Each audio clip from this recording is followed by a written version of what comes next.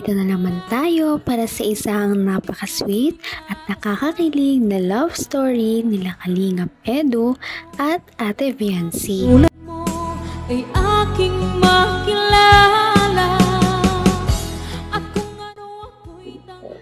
Para sa pagpapatuloy ng ating love story ay ngayon makikita natin ang date ng EDC Love Team.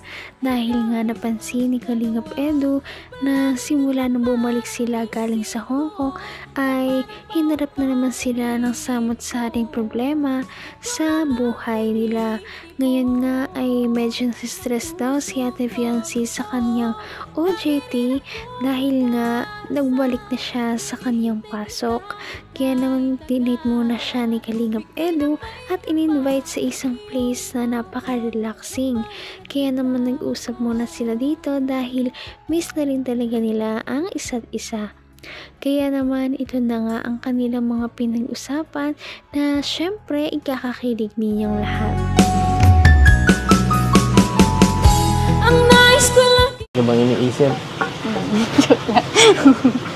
Mga anong klaseng bagay ba? Nagpapagulo sa isip ng Viancy na yan. Bakit?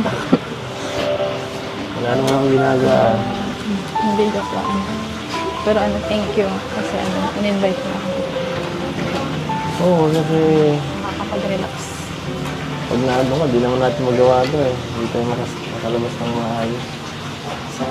Sa mga ganitong bagay, lugar, makapagpahinga ka. Tuloy, bigyan na-miss ko yung sa Hong Kong natin. Doon, parang sobrang saya lang. Walang problema. Ano lang. Tayo lang. Namimiss ko. Nakakamiss na. Sana, may ganun pa ulit sana.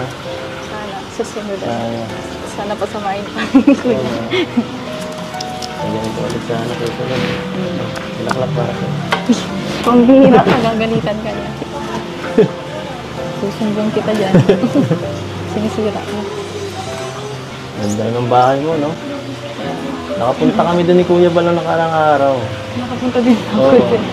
Nakapunta din ako dun. Grabe. Hindi ako makapaniwala na ganun kalaki yung Tapos yun. Tapos ang ganda. Kaso wala ka doon.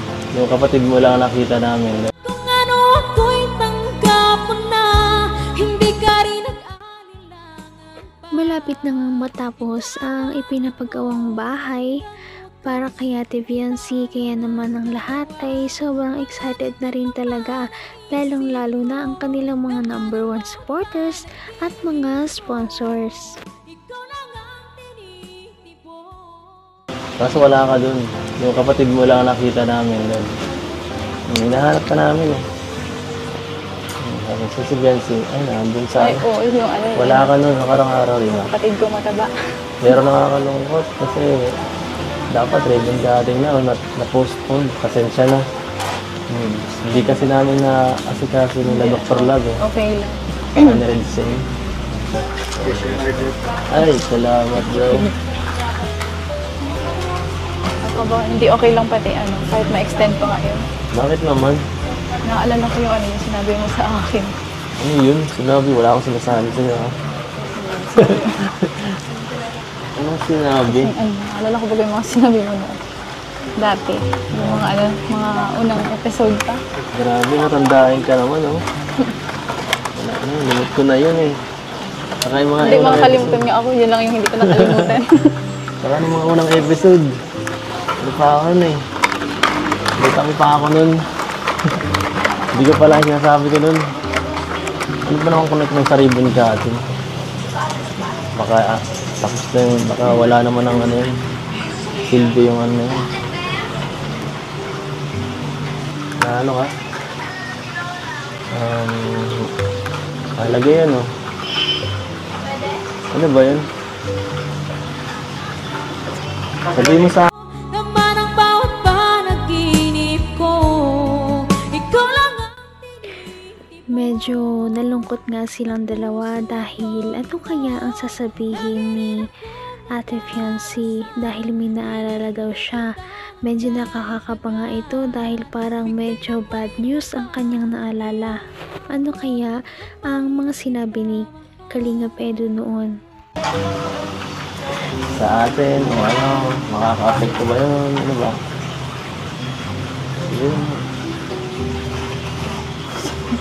Sabihin mo na kung anong gusto mo. Kahit ano. Siyempre, para ano ba yan? Tagal-tagal. Kasi sabi mo ba gano'n na pagka, susuportahan mo lang ako pag hanggang matapos yung bahay. Nag-aalala ako kasi baka paka-ribbon cutting, wala. Sinabi ko ba yun? Wala sa memorya ko yung yung mga araw na sinabi ko yun. Hindi talaga eh. Kailan ba? Wala akong sinasabing ganun talaga. Makakalimutin ako mga ganyan bagay. Kung yun man ang sabi ko, pasensya na. Kasi hindi ko na sa tingin ko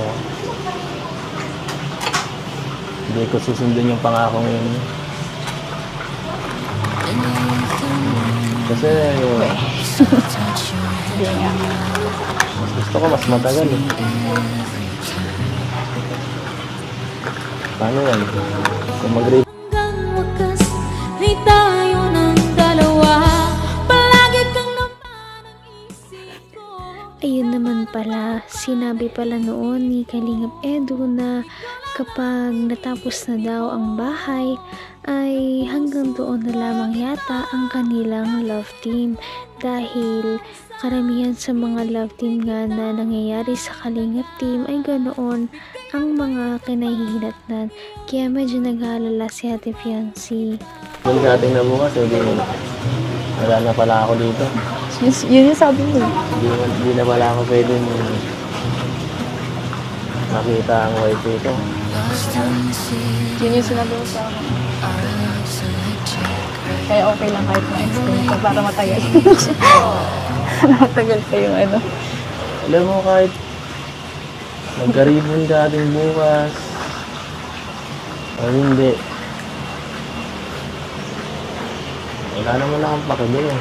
Hindi naman mahalaga sa akin. Kasi, siyempre, yung sa atin na, parang iba na yun naman eh. Diba? Iba na. Bakit ba?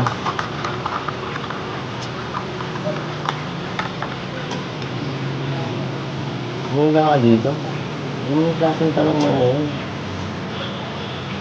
Bakit? Gusto mo na ba akong mawala? Ayaw mo na ba akong kasama dito? Gusto mo na bang mawala ang MC? O gusto mo na kamalitan ng partner? Ano ba? Siyempre hindi. Ayaw ko mawala yung MC. Ayaw mo mawala ang MC? Ayaw ko mawala.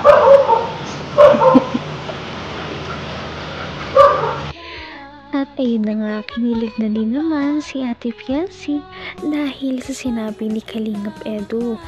Parang na-assure siya dito na kahit matapos pa ang bahay na pinapagawa kay Ate Fiancé ay hindi talaga matatapos ang kanilang love team. Kaya naman kinilig din ang kanilang mga viewers at dahil dito ay nag-trending talaga sila. Napaka-sweet talaga nila at napakabait ng tambalang ito kaya maraming sumusuporta. Kaya naman sana ipatuloy natin silang suportahan at mahalin si Fiancé, si Kalingap Edu at ang Kalingap team. Yun lamang at maraming salamat sa panonood. Abangan natin kung magkakatuluyan ba talaga si Kalingap Edu at Fiancé. Hanggang sa muli. Bye! Ngayon'y abot